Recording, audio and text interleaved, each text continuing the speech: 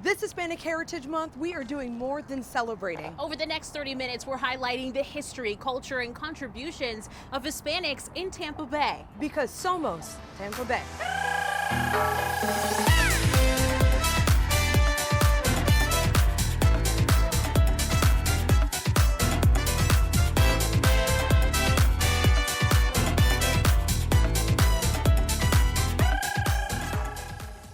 Somos, it's a uniting word, and it means we are, and we are proud to be a part of this community. All across the Bay Area, Hispanic Heritage Month celebrations are well underway, but it's looked different over the years. It started in '68, it was a week long, but I think it really has evolved. President Lyndon Johnson started Hispanic Heritage Week back in 1968. Come 1988, President Ronald Reagan expanded it to 30 days. The traditional Hispanic Heritage Month is September 15th through October 15th. Maribel Garrett, who was born and raised in Puerto Rico, is now the Hispanic liaison for the city of Tampa. Our mayors celebrated a little bit longer. You know, they say that September, October, and November are to celebrate Hispanic heritage, which is amazing because it truly shows the importance that now Mayor Castor feels the Hispanic community has. The month is also an opportunity to illustrate our rich contributions and the continued impact of our diverse roots. For many, many years, you know, that the Hispanic community was perhaps seen as less than. And I think as a community, we are working to change that. We want to really make an effort to recognize those individuals who are doing something for our community, who are going above and beyond to have an impact all throughout. It all starts in the middle of the month because September 15th is the anniversary of independence for 5 Hispanic countries. And Hispanic heritage is an integral part of Florida's history. Even the state's name has Spanish origins. When Juan Ponce de Leon landed in what is now St. Augustine in 1513, he named the peninsula La Florida. Many historians say that is because he arrived during the Easter season, which the Spanish called Pascua Florida, or Season of Flowers. As for the Bay Area, up until 1885, we were kind of a typical Florida village, but things changed quickly after the establishment of Ybor City. Andy Hughes is a historian and librarian at the University of South Florida. He says it all started with Vicente Martinez Ybor, who owned the first cigar company in Tampa. He helped establish Northeast Tampa in the mid-1880s. The cigar industry kind of provided an early umbrella for a lot of Cubans and Spaniards, etc. And over time, that changed with just regular immigration. So you have lots more Puerto Ricans coming to Florida, especially to Central Florida. And then more recently, we've had lots and lots of Colombians, Venezuelans, people from all over, Central and South America. So it's definitely become much more diverse, the Hispanic community, than it was in the earlier days. The latest census numbers show in the Bay Area, Hillsborough County has the highest number of people who identify as Hispanic or Latino, followed by Polk and Pinellas counties. Looking a little closer, Puerto Ricans make up the largest Hispanic group in our area, followed by Mexicans and Cubans. And you can find a piece of Cuba right here in Ybor City. This neighborhood played a big role in the Cuban Revolution. Our own Josh Sidorowicz took a stroll down the popular area and shows us how.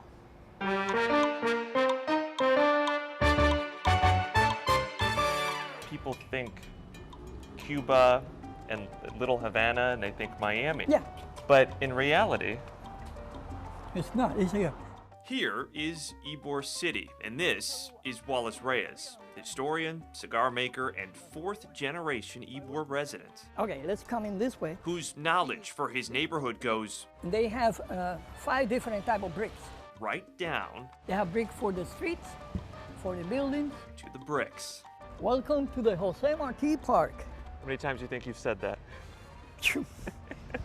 His famous walking tours start in the heart of this historic neighborhood, in a park named after the man who became known as the George Washington of Cuba, Jose Marti. Because it's the most important figure to obtain the freedom of Cuba. Marty is the one who made the money move, motivating Ybor's original cigar makers, many of them Cuban, to help fund the fight for freedom back home. Jose Marti came to Tampa 21 times. Then in 1895, he sent the instructions of revolution from New York to Tampa and rolled in a cigar. It was rolled in a cigar. Yes. The idea is to infiltrate the instruction with the cigar to the rebels in Cuba. Today, this park that bears his name is the only plot of independent Cuban land outside of Cuba. We are in the U.S. and now we're in Cuba, one step away. You don't even need a visa. And here, From the steps where Jose Marti spoke to inspire support for his revolution, in 1893, to the story behind the creation of one of the most iconic sandwiches, Eduardo Marrara in 1894 discovered that cigar makers, after lunch, they were less productive. He says, we have to change the lunch habits of the cigar makers. They ate too much. So the Cuban sandwich is about making sure that the workers were productive after lunch. That's how it came to be. Ybor City might be known to most as Cigar City, but look a little closer. What does Ybor mean to Cuba? The birthplace of the independence of Cuba, the cradle of the Cuban Revolution. Afro-Cubans have a unique history in the Tampa Bay area that often gets overlooked. But as Emerald Morrow explains, tucked away in a tiny building along 7th Avenue is a tale of triumph through racial tribulation. A history often unheard. La Sociedad Martí Maceo. A history Francisco Rodriguez Sr. discusses in this 1978 recording. Prior to the end of the war, the black and white Cubans would fraternize and meet together to discuss common problems. They often did this at what's known as the Ybor Cuban Club today, but the turn of the 20th century brought change. There was a fragmentation between the two races, and each started going his way. Historians say white Cubans forced their black countrymen out because of the color of their skin. This led Afro-Cubans to form La Unión Martí Maceo, their own mutual aid society. They named it after two very relevant figures to Cuban history, Jose Marti and General Antonio Maceo. Both were individuals who, over 120 years ago, believed in a colorblind society in a time when that was a rather radical step to take. Rodriguez was one of the most well-known leaders of the group. He spoke a lot about the need for Cubans to, particularly Afro-Cubans, to stand up to whatever oppression they were facing. Cheryl Rodriguez knows this well, not just as a professor at USF, but also as Francisco's granddaughter. Both my grandfather and my father served as presidents at some point in time in the history of the organization. They had health benefits, burial benefits, and for people who might have had some kind of catastrophe in their life, there was support. A haven from racism, a hub for community. But soon, pressures of development posed threats. Ultimately, in the 1960s, urban renewal would pretty much wipe the club off the face of Tampa, so to speak, off the map of Tampa, and it would be rebuilt in a different location within Ybor City. Since then, the society has suffered, memberships dwindled, and today, the club's future is uncertain. One of the things that I'm looking at is the feasibility of having the city of Tampa potentially monetarily support Martí Maceo through some sort of an allotment. The city councilman says the money could help the club stay alive. When we look at those early pioneers who were kicked out by their fellow Cuban Americans on account of their skin color, following the winning of a revolutionary war in Cuba, such an ugly act. Those people are heroes, and we can't forget them. While it's not yet set in stone, Councilman Vieira says he's looking at using CRA money to help, depending on the society's need. Last year, the Cuban community here in Tampa Bay stood in solidarity with those back on the island who gathered in protest.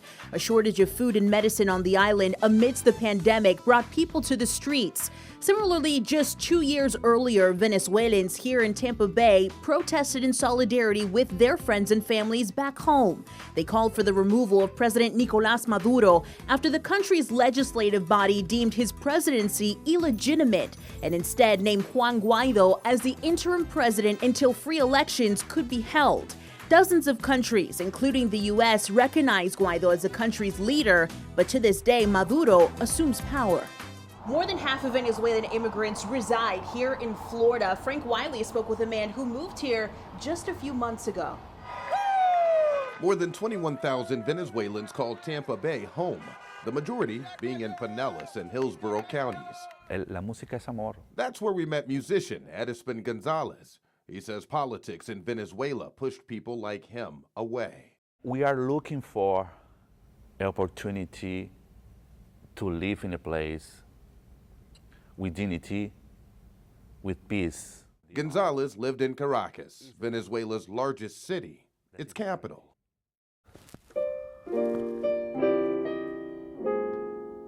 Music is his talent, trade, and ticket to new places. He moved here to pursue his passion. I think that the music is more power, more bigger than the politics, yeah. He remembers the protests and the ongoing struggle for fuel, electricity, and clean water. It's very hard to us to work, to make anything. You try to change things, but it's not possible right now. So he settled in Tampa Bay in the midst of a pandemic because in a way, foreign felt stable. You have faith that all things is going to change for better, but the reality is that it's not like you think. Several countries have since offered residency permits to Venezuelan nationals. The U.S. has just extended temporary protected status. That now runs through March of 2024. They're proud to be a beautiful country, beautiful people. Edison told me, while his new home may be here, his heart is in Venezuela. Siempre tenemos fe de las cosas cambiar. After Hurricane Maria devastated Puerto Rico, thousands moved to Florida. Next, how one woman is still working 5 years later to help them adjust to their new homes here in the Bay Area. And we're going to give you a taste of our culture, the local restaurants you'll want to check out.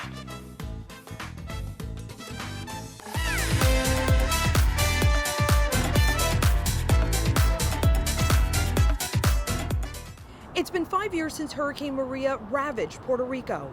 Florida and Tampa Bay became a safe haven for families in the wake of that storm. And now as they deal with the devastation of yet another hurricane, one woman is once again stepping up in a big way. Sarah Rosario explains how she's helping families here and on the island. Really, I'm so happy. Really, God bless you, really. I'm so happy. For Jeannie Calderin, founder of Somos Puerto Rico Tampa, these are the moments that keep her going. It's been an amazing ride.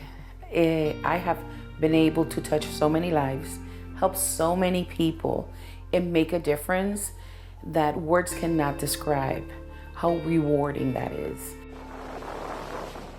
She started the organization in the aftermath of Hurricane Maria in 2017. The damage so bad, many decided to leave Puerto Rico for good to be here in Tampa Bay. The biggest need, affordable housing. The biggest need then, and still today. Jeannie has helped Puerto Rican families find housing and get the supplies they need, and even helped build a temporary school on the island after earthquakes in 2020.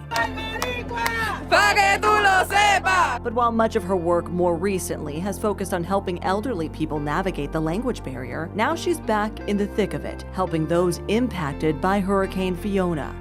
Well, it's like a lion roaring at your window nonstop. Everybody's telling me they felt this as strong or stronger than Maria.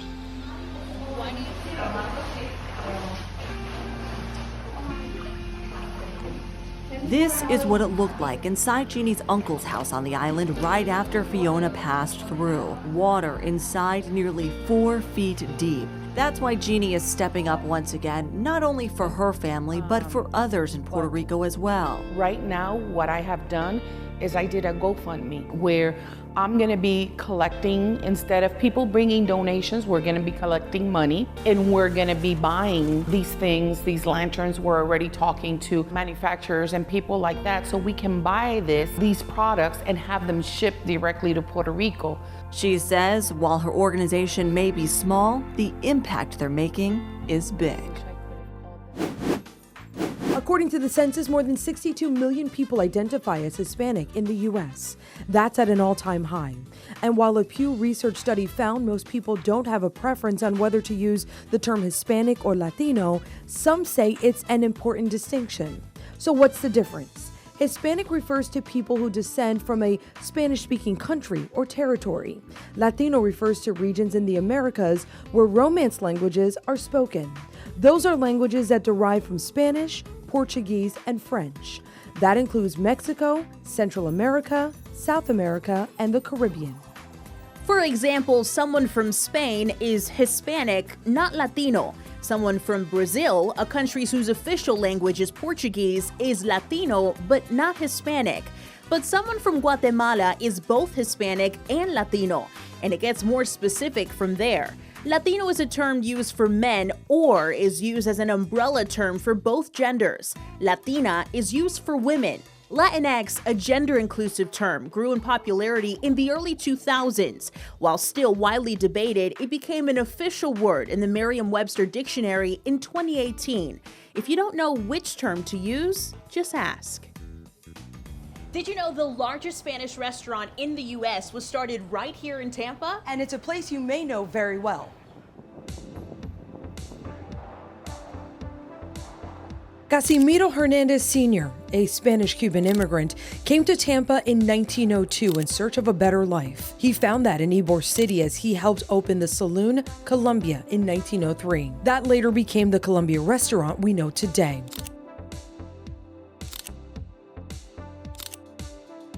Run by the same family for 5 generations, it is Florida's oldest restaurant. It's famous for its coffee, Cuban sandwiches, and 1905 salad. It has plenty of space to entertain, with 15 dining rooms and 1,700 seats. And it's not just about the food for this family. Casimiro Jr.'s daughter, Adela Hernandez Gonzmart, helped co-found the USF Latino Scholarship Fund, organize the Ballet Folklorico of Ybor City, and the Tampa Symphony Orchestra. And the Gonzmart family has been adding to the resume ever since. The Colombia now has 7 locations in the Sunshine State. You know, we can't talk about our Hispanic culture without talking about some good food. So we sent our Natalie Ferrari out to get a taste of Tampa Bay. Listen, while no one makes food as good as my abuela, there are some pretty good options around town. Let's check one out.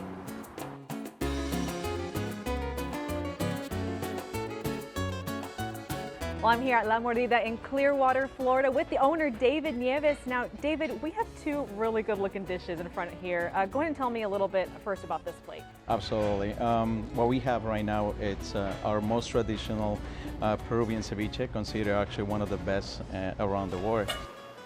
What we make here today, it's a seafood ceviche.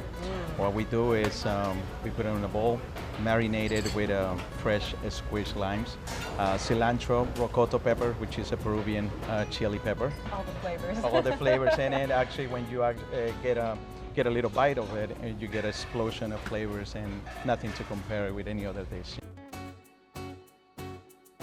The whole concept when we brought the restaurant to Clearwater, Tampa Bay area, it was merging those 2 wonderful cuisines. You know, my wife's being from Colombia and I'm Peruvian, and we tried actually to keep as authentic cuisine as possible, reinventing those dishes with new flavors, but trying to keep the magic of the grandmother's recipes.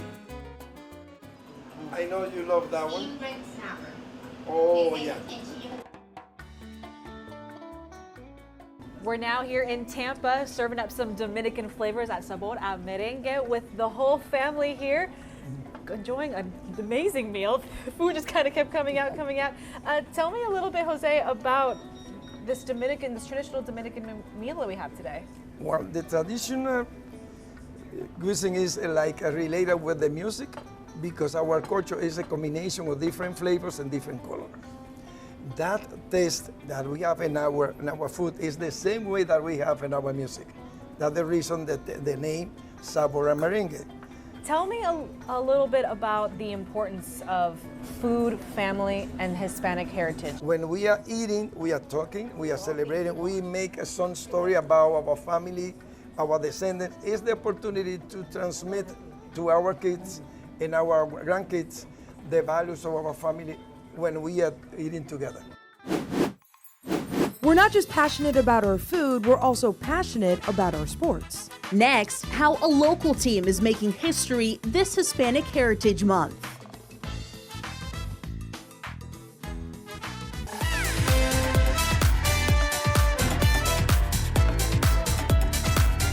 When it comes to sports, we know a thing or two. A Nielsen study found Hispanics consume more sports than non-Hispanics. And of course, soccer is king. It's the most popular sport in Latin America. But when it comes to Hispanic players in professional leagues here in the U.S., baseball is where it's at. And our boys here in Tampa Bay just made history on the first day of Hispanic Heritage Month.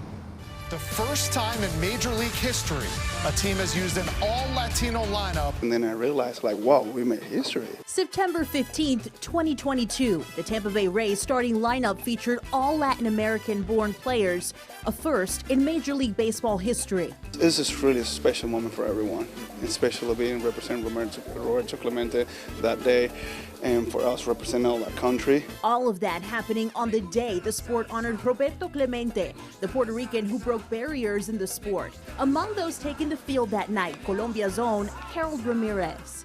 Es increíble para cada uno de nosotros, ya que estamos aquí representando cada quien a su país y somos un orgullo de muchas personas. And he's just one of about a dozen Hispanic players on the team. Christian Betancourt, originally from Panama, says he fought to get here. I think baseball has been everything for me. I played baseball since I was 5 years old. I started in T-ball. I think I followed it up because my dad and my grandpa, they're huge baseball fans. The story is similar for many of his teammates. El béisbol es el deporte primordial allá en la República Dominicana. Yo digo que desde que tú naces, el primer regalo que te da tu padre es un bate y una pelota. Como a los 2 o 3 años empecé en mi familia. De verdad que el béisbol en Venezuela es el deporte número 1 y siempre, desde que yo tengo uso del sentido de conciencia, de mente, él siempre tuvo un guante en la mano. Not only has the number of Hispanic baseball fans grown nearly every year, so has the number of players representing us. You're always going to have that Latino guy in the lineup that spices everything up. There you have it. From sports to food to family and culture, the Hispanic community has helped shape the Bay Area. That's why we are Tampa Bay. Somos Tampa Bay. Happy Hispanic Heritage Month.